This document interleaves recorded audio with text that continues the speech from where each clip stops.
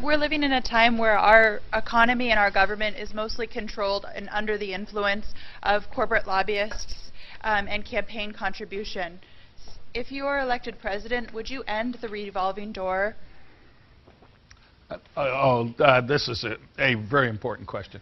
I don't think it's just corporate interest or others. I think Washington, to a very sad extent, has been taken over by interest groups. And it's both parties. And you understand that you get elected, within 6 months you play the game in Washington, you're set for life. Let me just give you one statistic. Today, there are over 400 former members of the House and Senate who are registered lobbyists in Washington, D.C. Over 400. And those are registered lobbyists, both parties from all over the country. And right now, 6 of the 10 wealthiest countries in America surround Washington, D.C. And think about what they make in Washington, D.C. It's not the entertainment capital of the world like L.A. It's not Silicon Valley, the innovative capital of the world. It's not New York City, the financial capital of the world. It's the loophole capital of the world in Washington, D.C. And we have laws that don't act in the public interest. They act for the special interests. So I would propose a number of reforms to change that system. One, you serve 1 day in the House or Senate, either party from anywhere in the country, there's a lifetime ban on your ever being a lobbyist in Washington, D.C. Go home.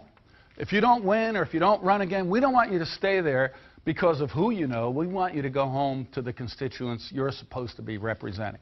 The second thing I would do is say, if they're going to pass a law that applies to the American people, like Obamacare, ram it through, they claim it's a great law, but oh, by the way, we're exempt. Congress and its staffs aren't under Obamacare. It wasn't good enough for them. It was good enough for everybody else, but not for them. They pass a law that applies to the American people that has to apply to every single member of Congress and their staffs. And the third reform I would make is term limits. Because the concept of our democracy is not that we have a political class in Washington that stays there for 30 years and gets trapped in the beltway mentality of those special interests. They're supposed to be our representatives. And so I would have a 12-year limit. Congress, House, Senate, go home. So I think it's absolutely critical we take the government back from the special interests who have far too much power, far too much clout, and just are really seeing that our government is acting in their interest and not in the public interest. Speaking of the power of the money, Governor, let's talk about campaign finance reform.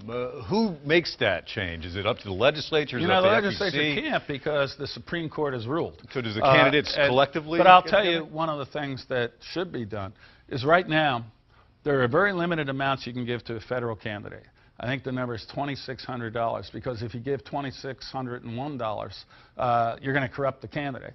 On the other hand, you can spend $260 million through a PAC, and somehow that's okay. I think it's a ridiculous system. I would raise the amounts that candidates could take so that instead of seeing all the ads run by these outside groups that are unaccountable, make the candidate accountable for the content and make them disclose who those funders are.